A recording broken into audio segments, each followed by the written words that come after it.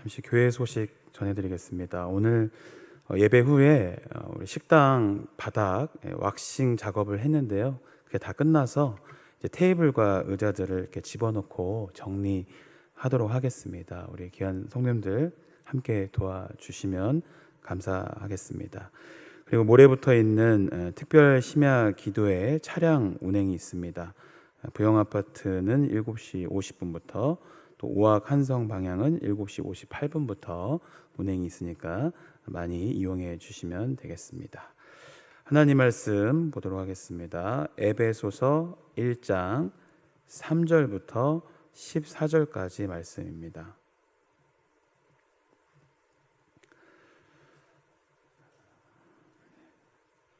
교독하겠습니다.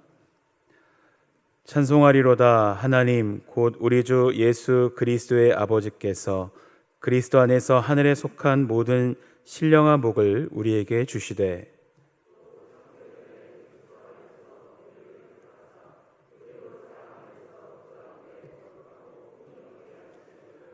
그 기쁘신 뜻대로 우리를 예정하사 예수 그리스도로 말미암아 자기의 아들들이 되게 하셨으니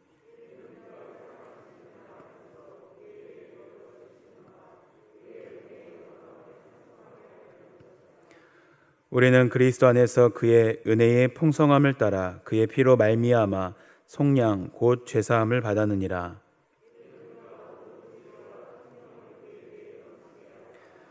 그 뜻의 비밀을 우리에게 알리신 것이요 그의 기뻐하심을 따라 그리스도 안에서 때가 찬 경륜을 위하여 예정하신 것이니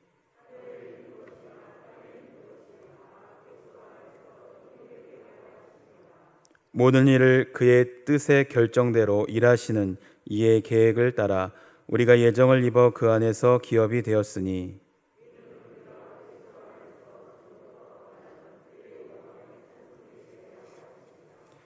그 안에서 너희도 진리의 말씀 곧 너희의 구원의 복음을 듣고 그 안에서 또한 믿어 약속의 성령으로 인치심을 받았으니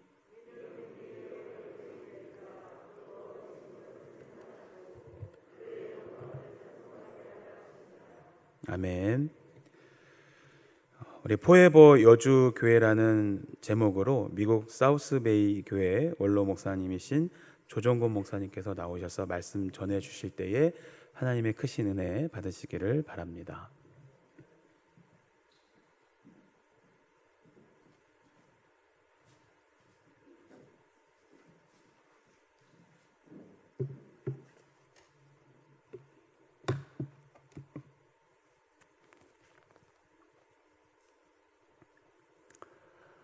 한국 불교 승려들이 코로나19에 걸리지 않는 이유를 여러분 아십니까? 한국 불교 중림들 코로나19에 걸리지 않는 이유 혹시 아세요? 잘 모르세요? 그 사람들이 신고 다니는 신이 하얀 신입니다. 하얀 신을 백신이라고 그럽니다. 그 백신을 신고 다녀서 코로나19에 걸리지 않는다. 그런 뜬금없는 소리가 있습니다. 저는 오늘 백신 설교하려고 여러분들 백신 한 방씩 놓아드리려고 준비해서 왔습니다. 담임 목사님이 하시는 설교는 밥설교라고 하고 외부 강사들이 와서 하는 설교는 약설교라고 합니다. 근데 사람은 보약 먹고 크는 것이 아니라 그 밥에 그 나물 같지만 어머니가 해주신 밥 먹고 아내가 해주신 밥 먹고 그렇게 살고 성장하고 그리고 힘을 얻는 것입니다. 그러기 때문에 옛말에 밥 투정하는 놈 복 달아난다 그런 말이 있습니다. 담임 목사님이 지어주시는 밥을 투정 부리지 않고 잘 드셔야 건강할 수 있습니다. 그런데 가끔씩은 백신을 한 방씩 맞아야 우는 사자처럼 삼킬 자를 두루 찾아다니는 사탄에게 넘어가지 않고 우리의 신앙을 잘 지켜낼 수가 있습니다. 그래서 오늘 이성관 목사님께서 제가 은퇴한 목사임에도 불구하고 백신 잘 놓는다는데 한 방 도와주시오. 그래서 제가 왔습니다. 오늘 백신은 에베소서라고 하는 성경에서 추출한 그런 백신입니다. 제목을 저는 여주 성결교회여 영원하라 그렇게 했더니 멋쟁이 목사님께서 제목을 더 멋지게 고쳐주셨습니다. Forever 여주 성결교회. 훨씬 세련되고 멋있잖아요. Forever를 앞에다 붙이니까 어쨌든 고맙게 생각을 하고, 제목이 여러분들 마음에 드시는지 모르겠고 너무 거창한 거 아니냐. 에베소서 1장 3절부터 14절에서 어떻게 그런 제목이 나올 수 있을까 싶은 의아심을 가지고 여러분들이 기대를 걸고 저와 함께 잠깐 시간을 나눌 수 있었으면 좋겠습니다. 산에는 산맥이 있습니다. 글에는 글맥이 있습니다. 자, 그 말이 좀 이상하게 들릴 수는 있죠. 산맥 가운데 산이 있죠. 태백산맥 가운데 설악산이 있고 소백산맥 가운데 지리산이 있습니다. 산맥이 있고 산이 있습니다. 그런 것처럼 글에는 글맥이 있는데 그것을 글맥이라고 하지 않고 문맥이라고 합니다. 글을 문자를 써서 문맥이라고. 글에는 문맥이 있고 거기에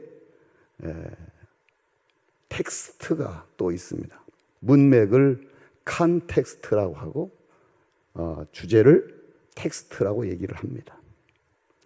오늘 에베소서 1장 3절부터 14절은 실상은 어떤 문맥 가운데 나와 있는 산과 같은 말씀입니다.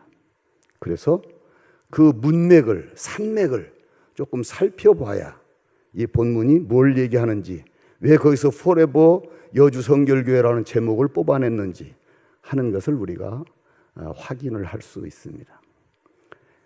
그 장황한 설명을 다 할 수가 없기 때문에 이 에베소서를 쓰게 된 배경, 그때 상황, 이런 것들을 좀 설명하고 그것이 오늘 여주 성결교회 상황과 어떻게 연결되어 있는지, 한국 교회와 어떻게 연결되어 있는지, 세계 교회와 어떻게 연결되어 있는지 이런 것들을 조금 살펴본 다음에 그 다음에 거기에서 얘기하고 있는 하나님의 음성을 우리가 나눌 수 있게 될 것입니다.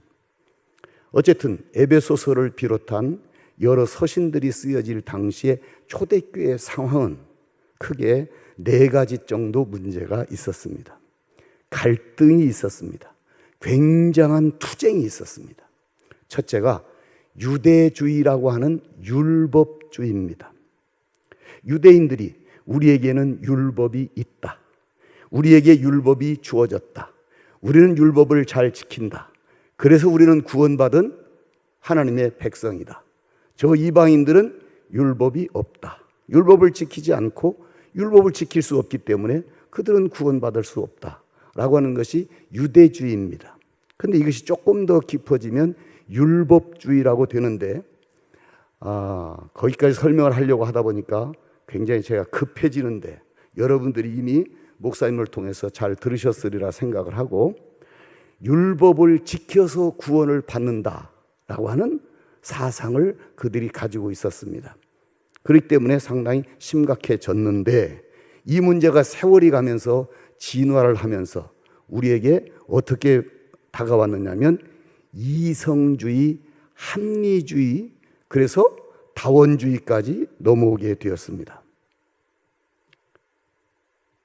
그리고 우리가 살고 있는 이 세상은 그렇게 넘어오다 보니까 자연과학이 모든 학문의 독점권을 가지게 되었습니다. 그래서 자연과학이 이것 과학적이 아니다 그러면 진리가 비진리가 되는 그런 시대에 우리가 살고 있습니다. 천지창조 과학자들이 그거 아니다, 우연히 빅뱅으로 이루어진 것이지 하나님이 천지를 창조한 것 아니다. 천지 창조는 비과학적이다. 그래버리면 그것이 비진리로 전락하는 그런 시대에 우리가 살고 있습니다. 예수님이 처녀 탄생했다고 어림없는 소리다.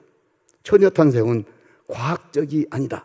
비과학이다. 그래버리면 예수님의 성육신 처녀 탄생이 비진리가 되어버립니다. 예수님이 죽었다가 부활했다고 그건 과학적이 아니다.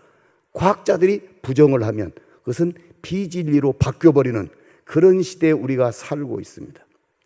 유대주의에서 율법주의로, 이성주의로, 합리주의로, 과학 만능주의로, 그래서 자연과학이 모든 학문의 독점권을 가지고 있는 그런 시대에 우리가 살고 있습니다. 매우 중요한 상황입니다. 나중에 이 문제를 가지고 여러분들에게 한 번 더 도전을 하게 될 것입니다.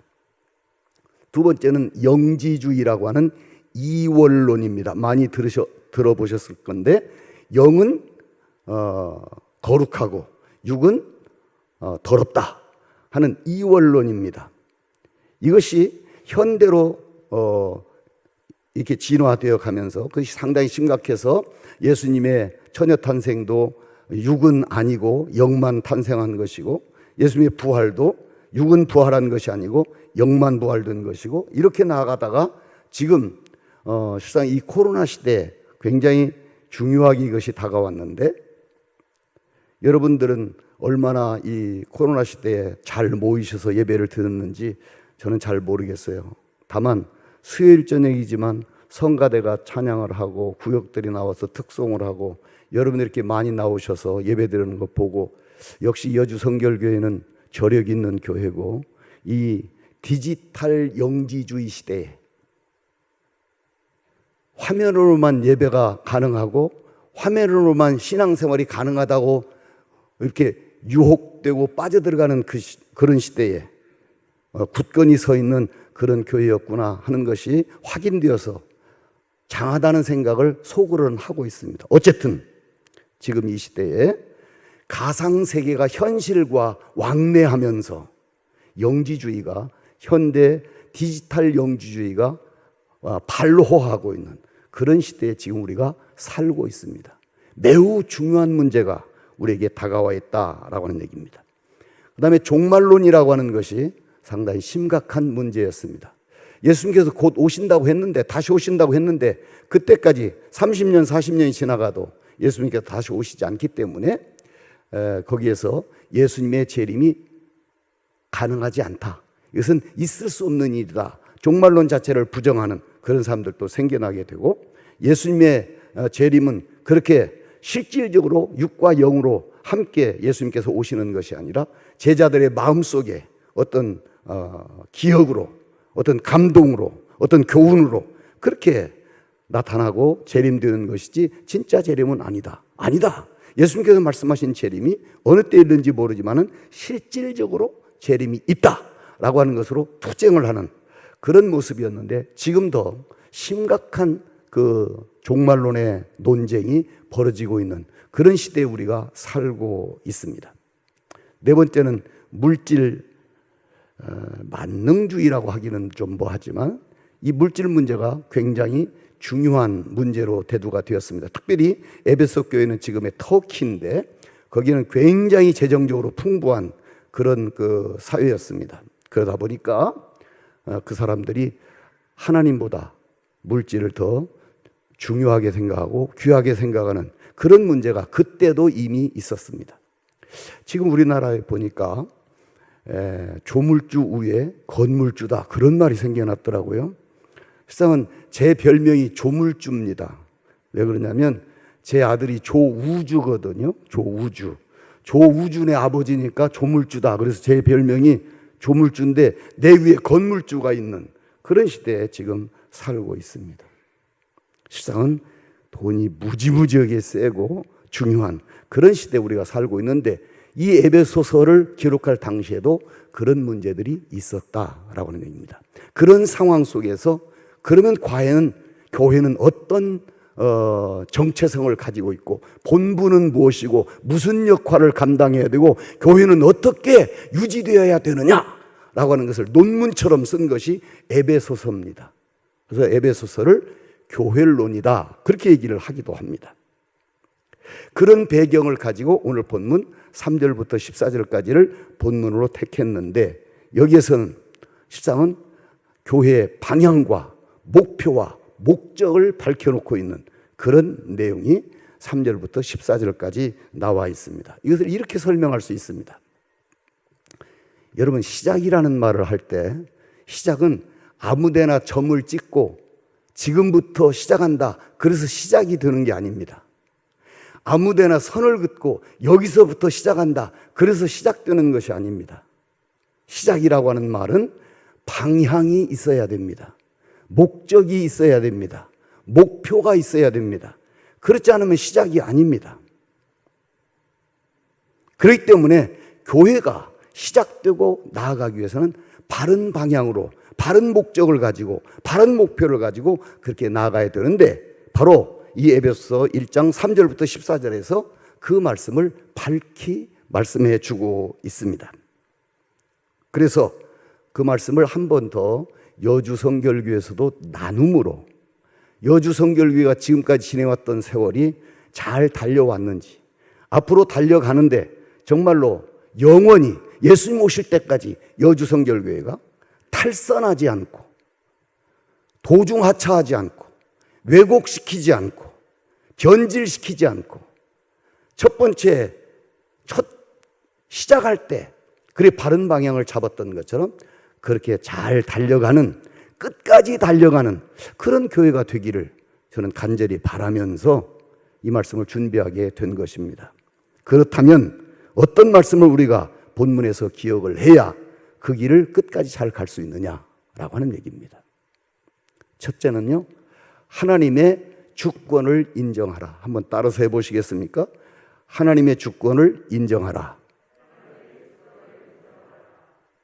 자, 우리가 예수 믿는 사람이다, 그리스도인이다 라고 얘기할 때는 어떤 사람을 두고 얘기하냐면 예수님을 구주와 주로 믿고 영접한 사람. 한 번 더, 예수님을 구주와 주로 믿고 영접한 사람들, 그 사람을 예수 믿는 사람, 그리스도인, 기독교인 그렇게 표현을 하는 겁니다. 그런데 구주로 믿는 것은 굉장히 많이 합니다. 정말 예수님이 구주이시다, 내 죄 때문에 돌아가셨다 믿으시지요? 이건 뭐 여러분들만 믿는 게 아니라 믿는 사람이 수두룩합니다. 잘 믿어요. 내 죄 때문에 예수님께서 돌아가셨다. 이것도 제대로 믿기 위해서는 내 대신 죽은 예수를 믿는 것은 중생이고, 예수와 함께 죽는 것은, 나와 함께 예수가 죽는 것을 믿는 것은 성결이고 그렇습니다. 우리 성결교에서는 이 중생과 성결을 그렇게 설명을 합니다. 어쨌든 예수로 말미암아서 내가 구원받았기 때문에 예수가 구주다, 세이비어다 라고 하는 것은 잘 믿습니다. 그런데 내 인생의 주인이라고 하는 것을 못 믿을 때가 참 많습니다. 잔잔할 때는 잘 믿는데 성질이, 그때는 성질이라고 않고 성질이라고 해야 되는데, 성질이 좀 나면 때려치고 하나님도 저쪽으로 몰아내버리고 자기가 주인 노릇할 때가 참 많습니다. 정말 여러분들은 여러분들의 인생의 주인이 하나님이고 예수님이라고 믿으십니까? 그렇게 작게 믿으십니까? 여러분, 습관적으로 하는 아멘 말고, 입술에 붙어있는 아멘 말고, 정말 여러분의 전 인격을 동원해서 영혼 깊은 곳에서부터 우러나온 하나님이 내 주인입니다, 예수님이 내 주인입니다, 역사의 주인입니다, 내 인생의 주인입니다, 하나님의 주권을 저는 믿습니다 하는 고백을 할 수 있느냐라고 하는 얘기입니다. 오늘 보니까 찬송하리로다 하나님 곧 우리 주 예수 그리스도의 아버지께서 그리스도 안에서 하늘에 속한 모든 신령한 복을 우리에게 주시되 곧 창세 전에, 중요한 말이죠. 그리스도 안에서 우리를 택하사 택하사 우리로 사랑 안에서 그 앞에 거룩하고 흠이 없게 하시려고 그 기쁘신 뜻대로 우리를 예정하사 예수 그리스도로 말미암아 자기 아들들이 되게 하셨다 그랬습니다. 역사의 주인이 하나님이시다. 창세 전부터 하나님께서 역사하셨고 그때부터 여러분들을 예정하시고 택하시고 하나님의 백성 삼으시고 그래서 이때에 태어나게 하시고 과정을 겪고 그래서 하나님을 믿는 사람으로 그렇게 하나님께서 주도하셨다라고 하는 얘기입니다. 그런데 그 말을 우리가 기도하는 마음으로 모인 이 자리에서는 쉽게 대답을 하지만 정말 결정적인 순간에 하나님이 세계의 역사와 전 우주와 세계와 내 인생의 주인이다 라고 하는 것을 고백하는 것은 그리 쉽지 않은데 정말 여러분들이 한번 고민해 보시고 정말 하나님이 내 주인인가? 예수님이 내 주인인가?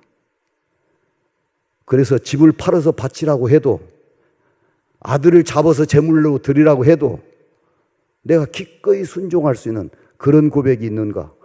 한번 물어볼 필요가 있잖아요. 제가 너무 심각한 얘기, 집 팔아서 바치라고 그러니까 깜짝 놀랐죠.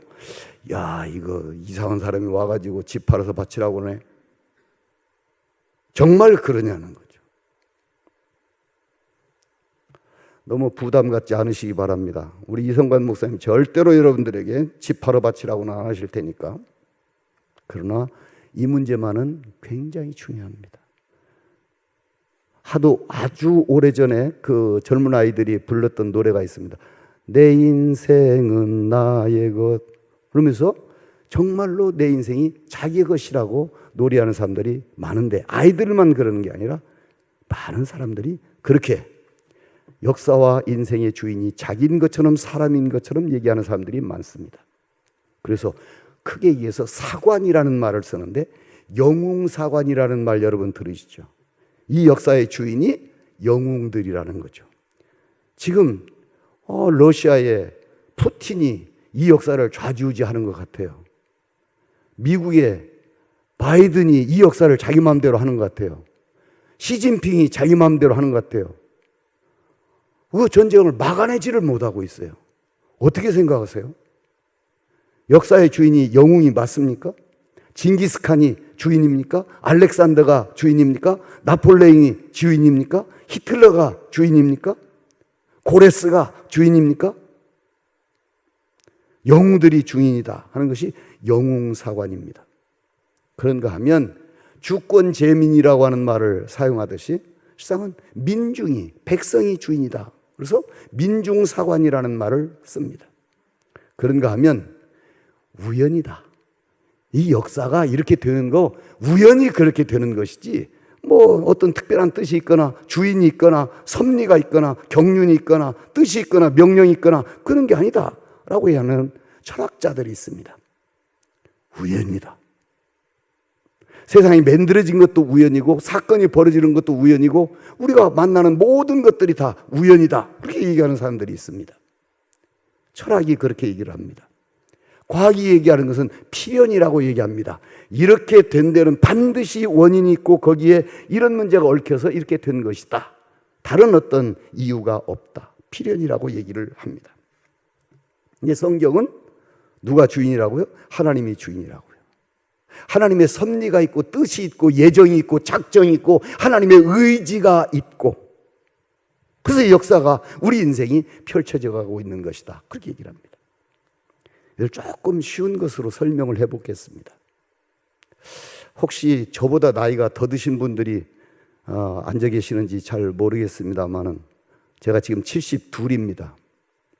그런데 저희가 자라나던 그 시절에 우리나라 많이 가난했고 특히 고기 먹는 것이 참 어려웠습니다. 설날이나 한번 먹고 추석날이나 한번 먹고 그것도 충분히 먹는 것도 아니고 소가 목욕한 소고기국 먹고 돼지가 지나간 돼지국 먹고 그렇게 하고 뭐 생일날이나 돌아온다든지 손님이나 온다든지 그래서 고기를 먹던 그런 시절입니다. 그때 고기 사오라고 부축간을 보내면 가서 한 근도 못 사고 반 근을 사오는데, 가서 부축간에 가서 고기 주세요, 반 근 주세요 그러면 고기를 딱 잘라서 싸주는 데가 있습니다. 혹시 어디다가 돼지고기 반 근 싸줬는지 기억나시는 분 계십니까? 신문지. 아이고, 장로님 하시네. 아까 장로님이라고 하셨죠? 신문지에다 돌돌 말아가지고 그걸 주었습니다.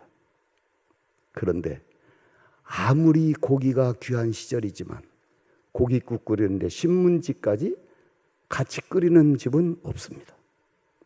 신문지는 포장지입니다. 알맹이는 고기입니다. 영웅들이 역사를 주관하는 것 같고 우연히 역사가 이루어지는 것 같지만 그런 것들은 다 포장지입니다. 그 안에 하나님의 뜻이 있습니다. 하나님의 섭리가 있습니다. 하나님의 명령이 있습니다. 하나님의 예정이 있습니다. 하나님의 선택이 있습니다. 하나님의 말씀이 있습니다. 하나님의 역사가 있습니다. 다른 것들은 포장지입니다. 이것을 인정하면 사탄이 여러분들을 아무리 꼬여도 이 예방주사 한 방 맞고 있으면 끄떡없다. 지금 아멘이 안 되시면 집에 가서라도 한 번 더 곰곰 생각하셔서 꼭 오늘 저녁에 주무시기 전에는 아멘을 하실 수 있기를 바라요. 이거 아멘 하지 않으면 안 된단 말이에요.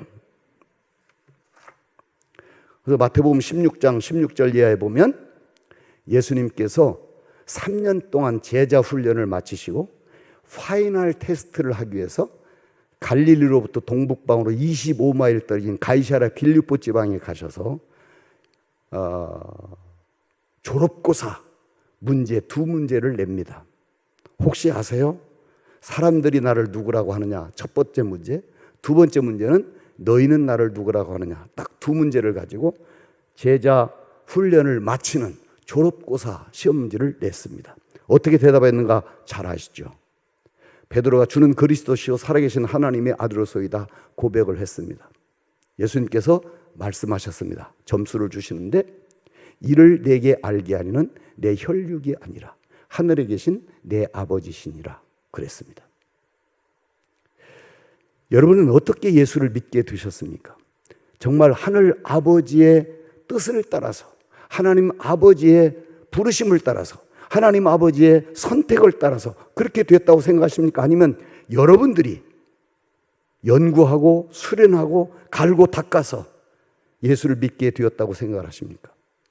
베드로가 그렇게 귀한 고백을 했을 때 예수님은 말씀하십니다. 이를 내게 알게 하는 내 혈육이 아니라 하늘에 계신 내 아버지시니라. 요한복음 1장 12절을 우리가 잘 외우고 있습니다. 영접하는 자 곧 그 이름을 믿는 자들에게는 하나님의 자녀가 되는 권세를 주셨으니. 그런데 우리가 성경을 읽을 때 굉장히 조심해야 되는 문제가 있습니다. 은혜스러운 말씀이라고 해서 언더라인을 치고 그 말씀을 귀하게 여기는 것까지는 좋은데 그것이 어떻게 이루어진 말씀인가를 잘 모르면 그 말씀이 부적이 되고 주문이 될 가능성이 참 많습니다. 다른 예를 들어서 시작은 미약하나 내 나중은 심히 창대하리라. 이 말씀을 거기다만 언더라인을 해놓으면 앞뒤를 안 읽어버리면 이것이 부적이 될 가능성이 참 많습니다. 요한복음 1장 12절을 우리가 잘 외우고 있는 것 중요하지만 13절이 실상은 더 중요할 수 있습니다.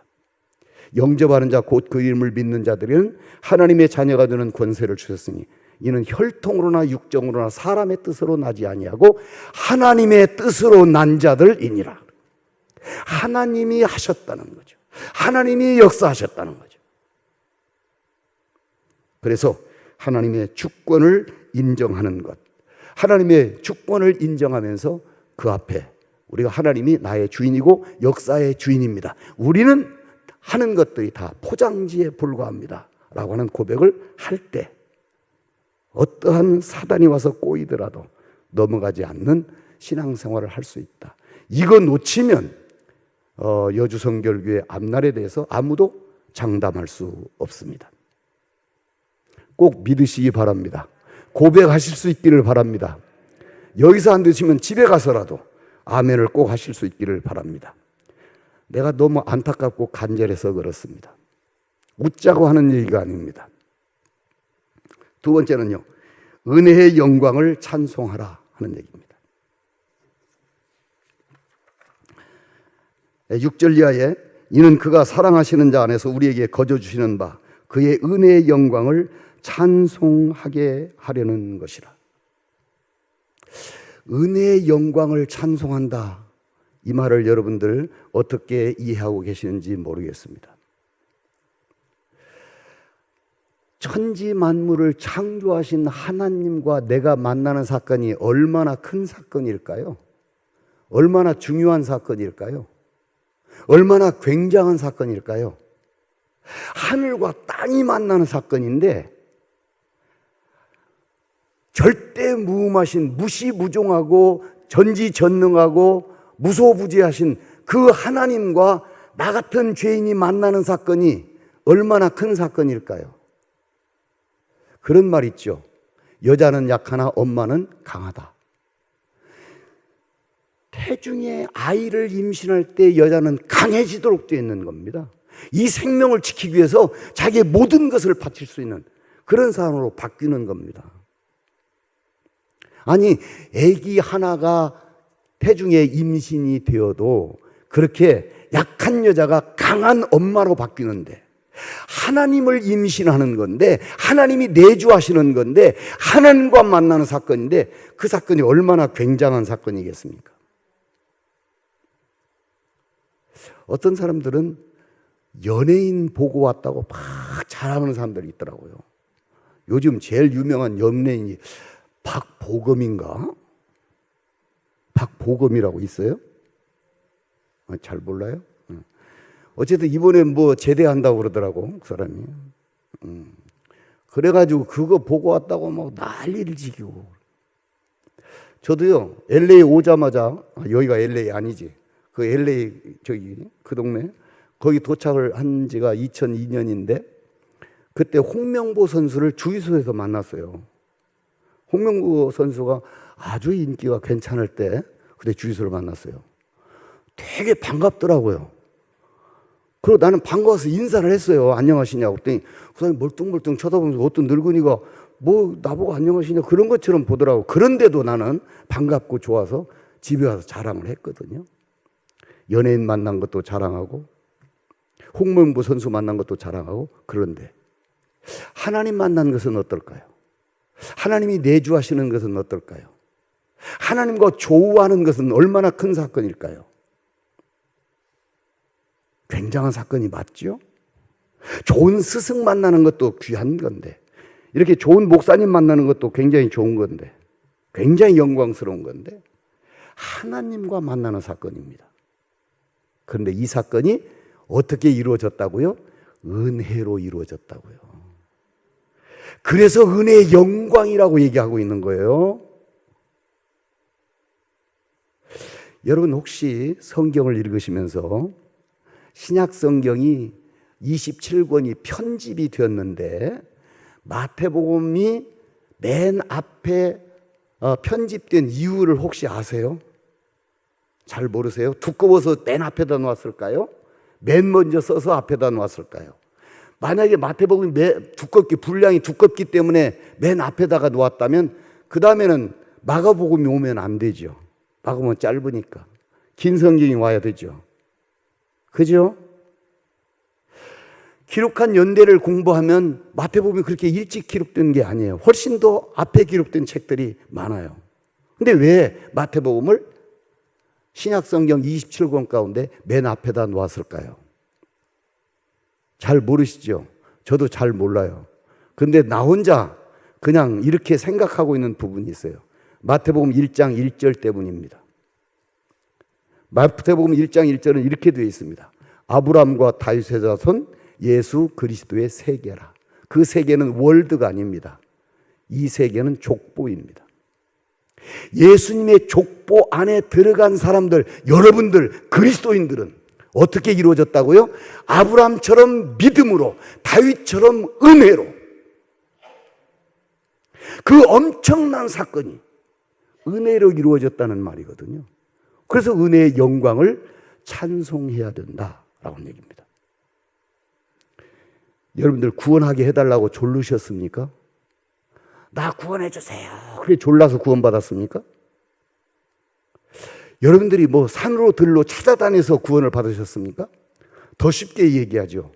여러분들이 믿어서 구원받았습니까? 믿어져서 구원받았습니까? 혹시 생각해 보셨어요? 여러분들이 참 의심되는데 내가 믿는다! 그래가지고 구원받았습니까? 아니면 어느 날 보니까 믿어진 겁니까?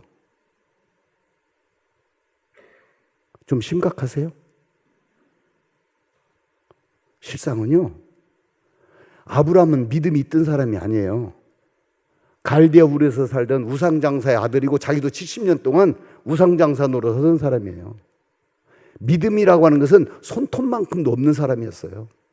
근데 하나님께서 그를 찾아가셔서 믿음을 시작합니다. 믿음의 씨앗을 심습니다. 그리고 그 믿음이 자라나도록 이리저리 끌고 다니면서 이 사건 저 사건을 만나게 하면서 마지막에 가서는 100세에 난 아들을 제물로 바쳐라 그럴 때 아브라함은 하나님을 확실하게 믿고 죽어도 다시 살고 죽은 자를 산자처럼 부르시고 없는 것을 있는 것처럼 부르시는 그 하나님을 완전히 믿고 바치라고 하니까 주저함 없이 두려움 없이 망설임 없이 그 아들을 바칩니다. 그때 하나님이 됐다.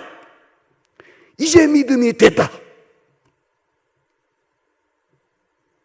그래서 너는 이삭을 바칠 필요가 없다. 이삭을 되돌려 주시잖아요.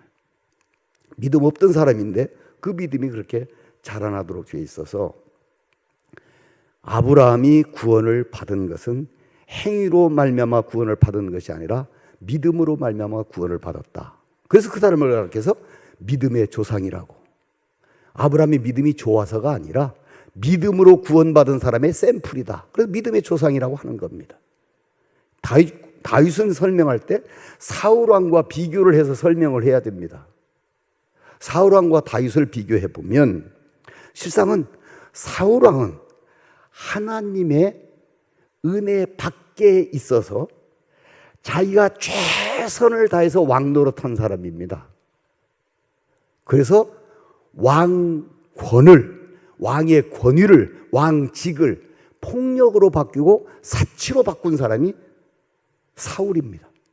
거기에 비해서 다윗은요, 실상은 뭐 여러분들이 골리앗을 물리친 다윗을 생각하셨는지 모르지만 다윗이 저지른 죄는 끔찍합니다. 무시무시합니다. 그럼에도 불구하고 그는 하나님의 은혜 아래에 있었던 사람이기 때문에 그가 돌이키게 되고 그가 다듬어지게 되고 그가 완성되어 가는 겁니다. 그래서 다윗이 하나님의 은혜를 받은 사람, 그래서 은혜의 담지자, 그래서 아브라함과 다윗의 자손 예수 그리스도의 세계라. 예수 안에서 구원받은 사람은, 예수님의 족보에 오른 사람은 아브라함처럼 행위가 아니라 믿음으로, 다윗처럼 율법이 아니라 은혜로 구원받은 사람이다. 그 족보에 들어가는 것이다. 그렇게 얘기를 합니다. 그래서 우리가 구원받은 것은요, 어떤 공적이 있어서가 아니라, 이유가 있어서가 아니라, 조건이 있어서가 아니라, 내 노력이 있어서가 아니라 하나님의 은혜로 이루어진 일이기 때문에 이것이 은혜의 영광이고, 이 영광을 찬양할 수 있어야 바른 신앙생활을 할 수 있고 끝까지 영원히 신앙생활을 잘할 수 있다. 그래서 신앙생활을 제대로 하느냐 아니면 시원찮게 하느냐라고 하는 것을 체크하는 리트머스 시험지가 있습니다. 그게 뭐냐면 자랑이 있느냐 없느냐를 보면 압니다. 내가 예수 믿은 것을 자랑한다든지 내가 봉사한 것을 자랑한다든지 그러면 실상은 신앙생활을 잘 못하는 사람입니다. 우리는 은혜로 구원받았기 때문에 자랑할 게 없죠. 그렇기 때문에 우리는 감사만 있을 뿐입니다. 하나님 앞에 영광을 돌려보낼 뿐입니다. 제가 미국에서 있으면서요, 목사님들 안수를 줄 때 제가 마지막 구술 테스트를 하는데 그 사람들에게 꼭 그렇게 물어봤어요. 목사 왜 되려고 하냐? 누구를 위해서 목사가 되는 거냐? 그러면 거의가 하나님을 위해서 봉사하기 위해서, 하나님 앞에 헌신하기 위해서 그렇게 목사가 되려고 한다. 그리고 헌신한다. 그렇게 얘기를 하더라고요.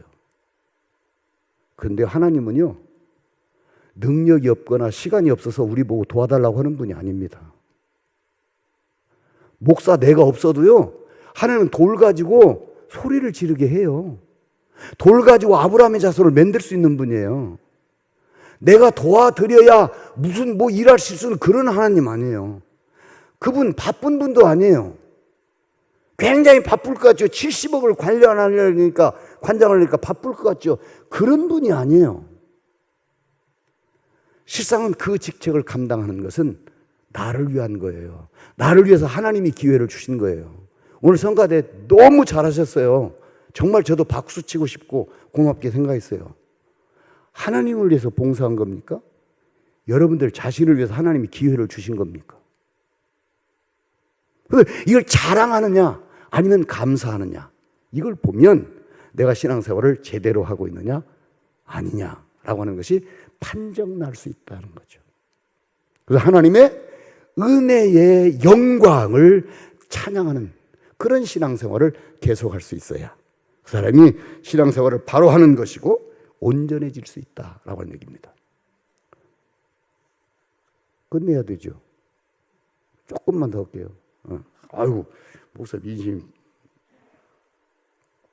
세 번째는요, 영광의 찬송이여라 라고 하는 얘기입니다. 12절, 이는 우리가 그리스도 안에서 전부터 바라던 그의 영광의 찬송이 되게 하려 하심이라. 우리가 하나님을 찬송하는 거 귀한 거죠. 찬양하는 거 귀한 거죠. 은혜의 영광을 찬양하는 거 귀한 거죠. 그러나 하나님께서 목표하신 것은 어디라고요? 우리들 자신이 하나님의 영광의 찬송이 되기를 하나님이 기대하시고 계획하고 계신다는 거죠. 하나님이 부르신 영광의 찬송 몇 절을 소개해드리겠습니다. 아담과 하와를 지으시고 하나님께서 보시기에 심히 좋았더라. 그렇게 성경이 표현하고 있는데 이것을 직접 화법으로 바꿔놓으면 어떻게 되죠? 야, 좋구나, 아름답구나.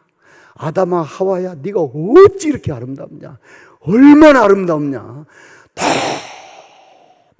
이것도 좀 약하긴 한데, 근데 좋다. 제가 1976년 3월 1일 날 결혼해서 77년 1월 10일 날 첫 아이를 낳습니다. 아들을 낳는데요, 그 아들을 낳고 저를 아는 사람 모든 사람한테 다 전화를 했습니다. 아무 전화할 이유가 없는데 전화를 해가지고 뭐 그냥 겉으로 이제 안부 묻고 이건 얘기 조금 하고 그 다음에 하는 얘기가 나 아들 낳았어, 그렇게 자랑을 했습니다. 근데 그렇게 자랑을 하고 싶더라고요. 아들 낳은 것이 그렇게 신기하고 그냥 벅찬 감동이 있어가지고 그렇게 자랑을 했어요. 하나님이 아담과 하와를 만드시고 그보다 훨씬 더 기뻐하시고 찬양을 하셨어요. 아담과 하와는 하나님이 부르시는 찬송의 내용이었습니다. 하나님 나라의 모형이라고 할 수 있는 다윗 왕국을 만든 주역 다윗을 하나님께서 만나시고 그렇게 말씀하십니다. 이 세 아들 다윗을 만나니 내 마음에 합한 자로다. 하나님이 부르신 찬송입니다.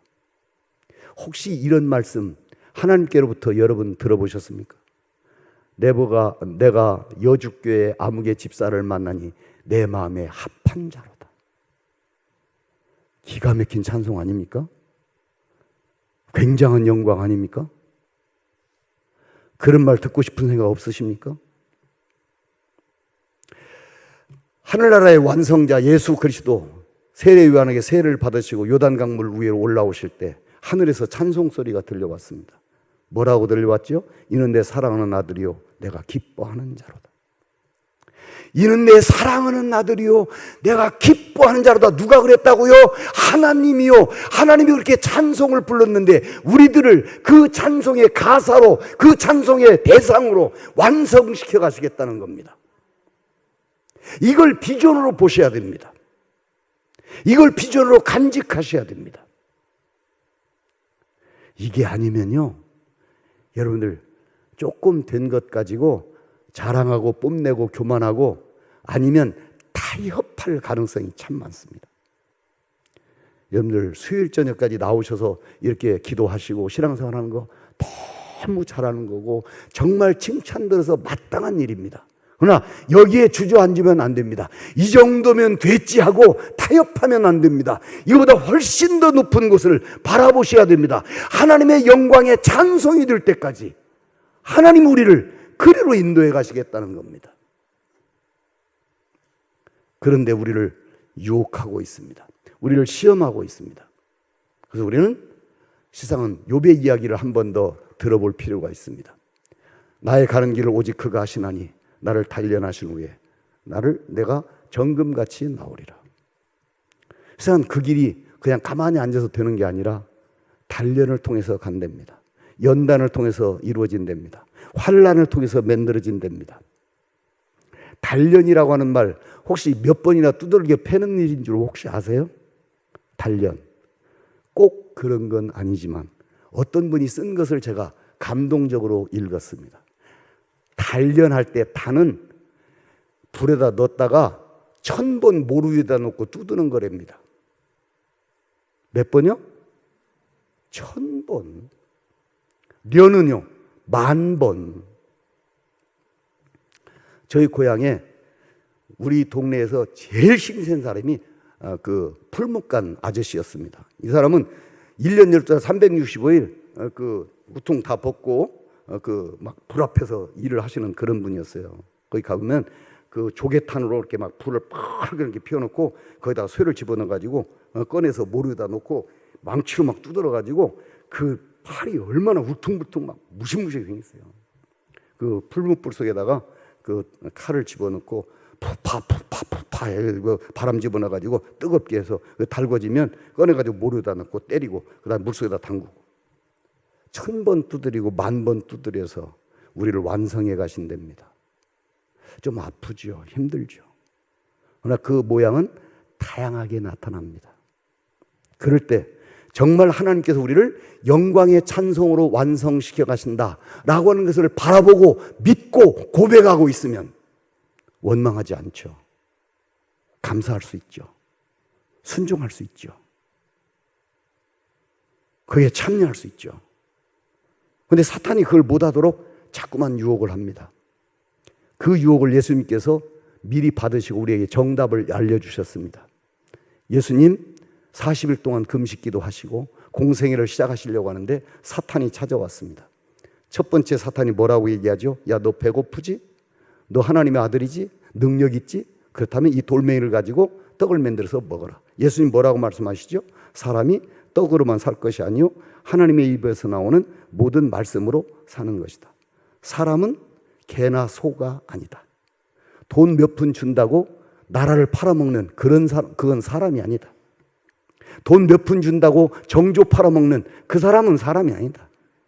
돈 몇 푼 준다고 이거 하는 거, 떡 좀 준다고 이거 하는 거, 그런 사람이 아니야. 사람은 하나님의 형상대로 지음받은 사람은 예수 그리스도 안에서 거듭나서 그런 영광의 사람으로 가려고 하는 사람은 그런 사람이 아니야. 사람은 떡으로만 사는 것이 아니라 하나님의 입에서 나오는 말씀으로 사는 그런 존재지 그 떡에 좌지우지하는 그런 존재가 아니야. 그랬더니 사탄이가 또 끌고 예수님을 데리고 올라갑니다. 성전으로 올라가서 뛰어내려봐라. 성경에 약속했지 않느냐? 내 발을 돌에 부딪히지 않도록 천사를 보내서 받들어준다고 했는데 여기서 한번 뛰어내려봐라. 예수님 뭐라고 말씀하시죠? 너의 하나님을 주 너의 하나님을 시험하지 마라. 하나님은 그런 해결사가 아니다. 그런 정도 시시한 거 해결하려고 오시는 분이 아니다. 우리의 도우미가 아니다. 하나님은 존귀한 분이다. 하나님의 백성은 존귀한 존재다. 이 작은 문제 해결 안 됐다고 삐지고 토라지고 도망가고 그런 존재가 아니고 존귀한 존재가 하나님이시고 하나님의 백성이다. 뭐 해결 안 됐다고 그럴 일이 아니라는 거죠. 그랬더니 사탄이가 다시 예수님을 끌고 산 위로 올라가서 나에게 절하면 이 모든 천하만국을 주겠다. 예수님 대답하십니다. 주 너희 하나님께만 경배하라. 사탄아 물러가라. 보이는 세계가 전부가 아니다. 이것이 최고가 아니다. 이게 절대가 아니다. 하나님의 세계는 보이는 이 세계보다 비교할 수 없이 크고 높고 영원한 거다. 그 하나님의 세계를 바라보는 것이 사탄이 네가 얘기하는 저 천하만국 주겠다? 대한민국 대통령도 얘기했다. 그까지 그 아무것도 아니다. 여러분 대통령 되고 싶지 않으세요? 한번 해봤으면 좋겠더라고요. 아니, 검찰총장도 대통령 되는데 목사님이 대통령 못 될 게 뭐가 있어요? 그런데 그런 정도가 아니라는 거죠, 우리에게는. 자, 제가 너무 흥분해가지고 가지치기를 많이 해서 죄송합니다. 어쨌든 여주성결교회가 정말 출발할 때 귀한 출발을 했을 거 아닙니까? 여기까지 왔지 않습니까? 잘 왔고 잘하고 있는데 앞으로도 영원히 예수님 오실 때까지 사단에게 미혹당하지 아니하고 정말 이 걸음을 잘 나갈 수 있도록, 그러기 위해서는 세 가지 정도를 기억해야 되는데, 하나님의 주권을 인정하라, 은혜의 영광을 찬송하라. 은혜가 중요하다, 은혜로 말미암았다, 이걸 절대로 잊어버리면 안 된다. 그리고 하나님께서 우리를 하나님의 찬송과 가사로 완성시켜 가려고 계획하고 계셨고, 로마서 8장에 가면 시상은 이미 그렇게 하셨느니라. 그래서 예정적 과거로 표현을 하고 있습니다. 이 말씀을 꼭 기억하셔서, 이것은 백신이니까 잘 맞으셨죠? 그래서 흔들리지 않고 중단하지 않고 탈선하지 않고 포기하지 않고 다른 것들과 타협하지 않고 정말 아름답게 보존되고 영원히 하나님 앞에 영광을 돌려보내는 귀한 여러분들 되시기를 주님의 이름으로 축원합니다.